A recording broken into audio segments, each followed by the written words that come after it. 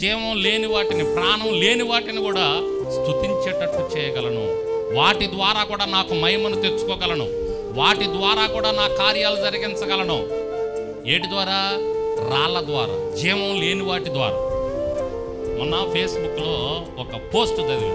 పగడాల ప్రవీణ్ గారు చనిపోయిన తర్వాత జరిగినటువంటి, ఇప్పుడు జరుగుతున్న దాన్ని బట్టి ఒక అతను ఒక పోస్ట్ పెట్టాడు. చాలా బాగా అనిపించింది అది. ఏమని పెట్టాడంటే, పగడాల ప్రవీణ్ గారు బతికున్నప్పుడు ఆయన చెప్పినటువంటి వాక్యాలు విని బలపరిచిన వారి కంటే ఆయన చనిపోయిన తర్వాత మరి ఎక్కువగా ఆయన వాక్యాలు విని బలపరచబడుతున్నారట జనం. దేవునికి స్తోత్రం.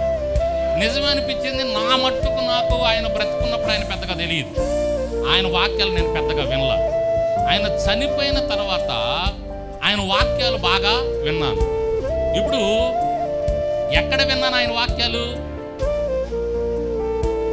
వీటిలో జీవం ఉందా? స్తోత్రం చెప్పండి.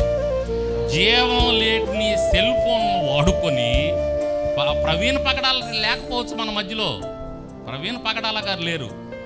మీరందరూ ఆయన వాక్యాలు వింటున్నారా? ఎందులో వింటున్నారు? సెల్ ఫోన్లు. వీటిలో జీవం ఉందా? స్తోత్రం చెప్పండి. జీవం లేని సెల్ ఫోన్ని దేవుడు వాడుకొని ఆయన బ్రతికున్నప్పటికంటే చనిపోయిన తర్వాత మరి ఎక్కువగా ఆయన మాటలు ప్రపంచానికి వెళ్ళిపోతూ ఉన్నాయి. నా మట్టుకు నేను ఎన్నో మాటలు విని బలపరచబడ్డాను. ఎంత అద్భుతంగా సందేశాలు చెప్పాడు ఈయన, ఎన్ని అద్భుతమైనటువంటి జ్ఞానముతో ఆయన ఎన్ని విషయాలు చెప్పాడు అనండి. దేవునికి మహిమ వచ్చే అద్భుతమైన విషయాలు చెప్పాడు.